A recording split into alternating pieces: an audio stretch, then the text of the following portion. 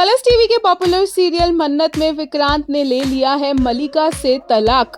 होता ये है कि मलिका को रोनी वापस घर ले आया है और ये इसलिए होगा क्योंकि ऑब्वियसली ऐश्वर्या रोनी और नीतू को ब्लैकमेल करेगी।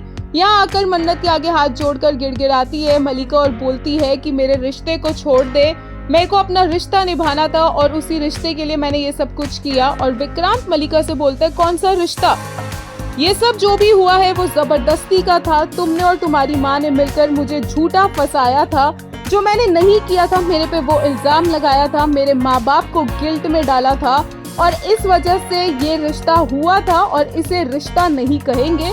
तो कौन से रिश्ते की मलिका बात कर रही है जिसे वो बचाने की कोशिश कर रही थी, क्योंकि यहाँ पर कभी कुछ था ही नहीं, ना दोस्ती, ना इमोशनल अटैचमेंट, ना प्यार, कुछ नहीं। और विक्रांत ने बोला कि मैंने मलिका को हमेशा से ये बात क्लियर की है कि मन्नत उन दोनों के बीच में नहीं है, ये बल्कि मलिका जबरदस्ती उसके और मन्नत के बीच में घुस गई है।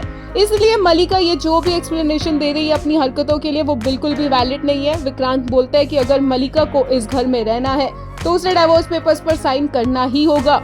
नीतू और रोनी के आगे भी हाथ जोड़ती है मलिका और नीतू एक बार को विक्रांत को बोलती है, लेकिन विक्रांत उन्हें चुप करवा देता है और बोलता है कि ये तलाक तो वो करवा कर रहेगा।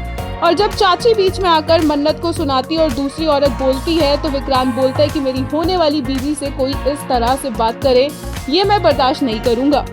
मजबूरन मलिका को उस घर में रहने के लिए डाइवोर्स पेपर्स पर साइन करना पड़ता है, पर ये सब जानते हैं कि मलिका बिल्कुल भी बाज आने वालों में से नहीं है।